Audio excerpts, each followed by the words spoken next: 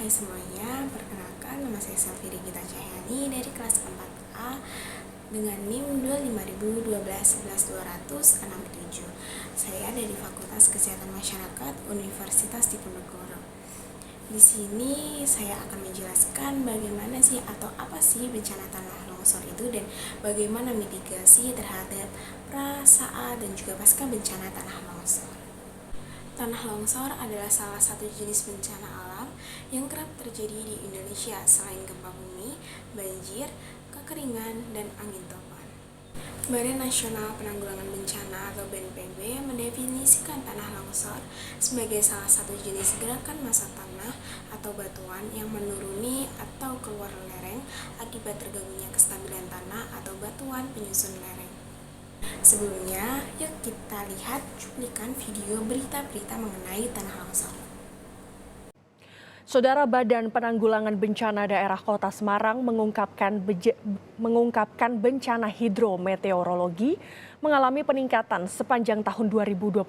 Salah satu wilayah yang terdampak hingga memutuskan jalur penghubung Kecamatan Sukorejo Sadeng.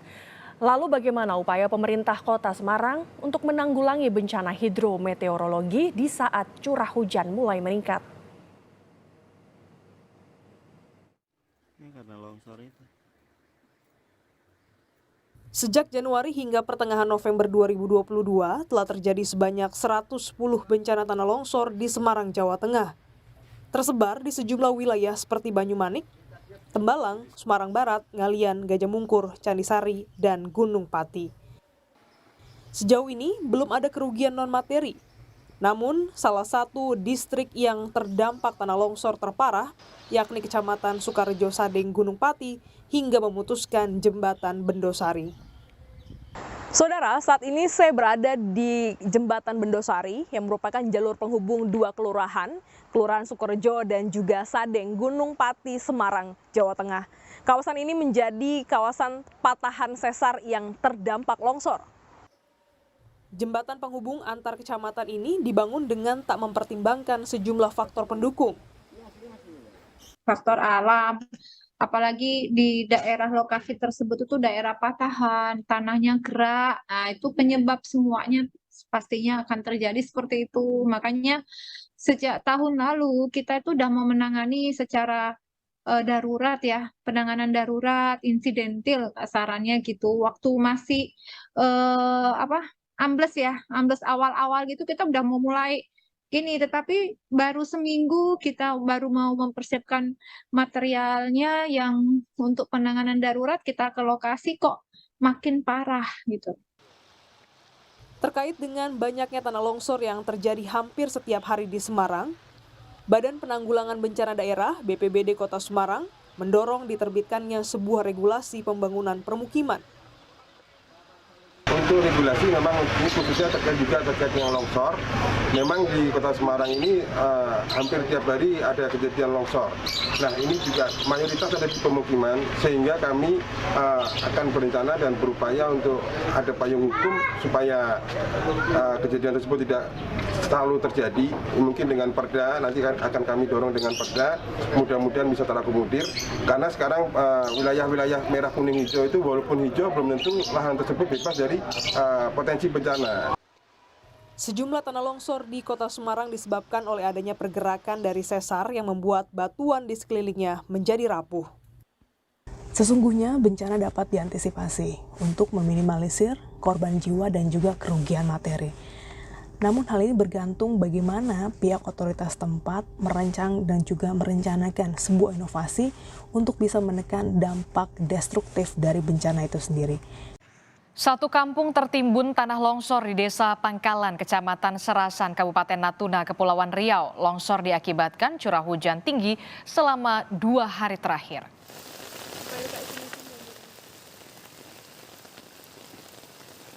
Hingga kini belum dapat dipastikan korban bencana longsor yang menimpa satu kampung ini. Semua bangunan masih tertimbun material longsor. Longsor juga membuat jalan raya Astaka ke arah Koramil lumpuh. Saat ini warga di 3 kampung di area sekitar longsor mengungsi ke tempat yang lebih aman. Sebanyak 120 personel tim gabungan dari Basarnas, TNI dan juga Polri telah dikerahkan ke lokasi.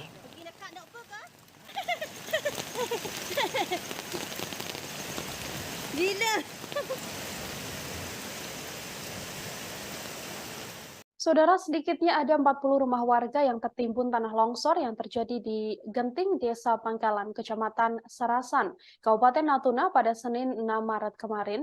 Seorang warga di Air Raya Desa Pangkalan termasuk korban selamat dalam musibah longsor di Sarasan, Natuna ini.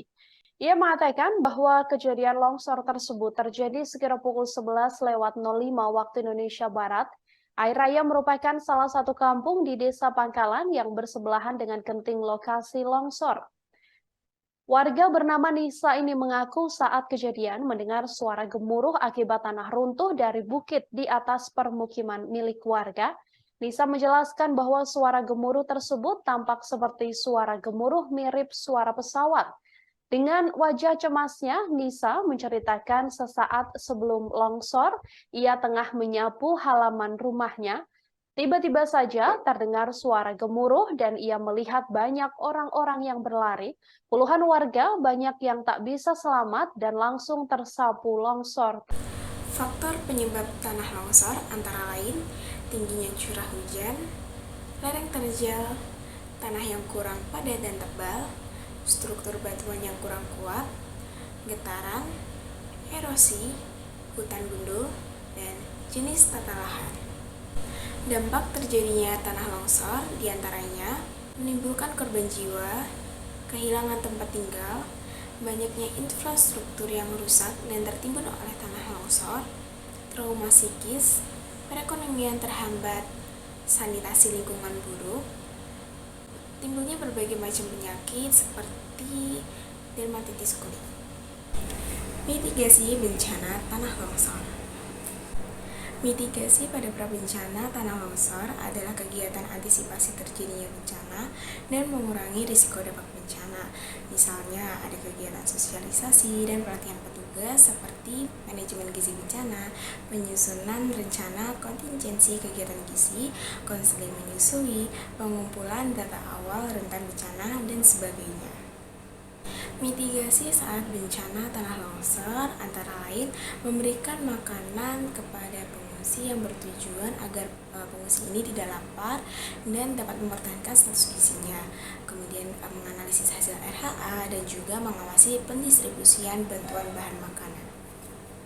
Mitigasi pasca bencana tanah longsor adalah kegiatan pemantauan dan evaluasi sebagai bagian dari surveillance untuk mengetahui kebutuhan yang diperlukan nantinya. Dan selain itu, kita dapat melakukan kegiatan pembinaan gizi sebagai tindak lanjut atau respon dari informasi yang diperoleh secara terintegrasi dengan kegiatan pelayanan kesehatan masyarakat untuk meningkatkan dan mempertahankan status gizi dan kesehatan korban bencana. Nah, sekian dari video kali ini, semoga bermanfaat bagi teman-teman semuanya.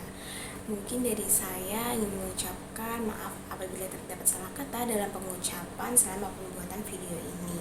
Jangan lupa untuk like dan komen, kalau perlu share ke teman-teman kalian agar informasi yang saya perluaskan ini dapat tersebar luaskan dan dapat bermanfaat untuk semua orang. Jangan lupa ya, like, comment, and share ke teman-teman kalian. Terima kasih. Assalamualaikum.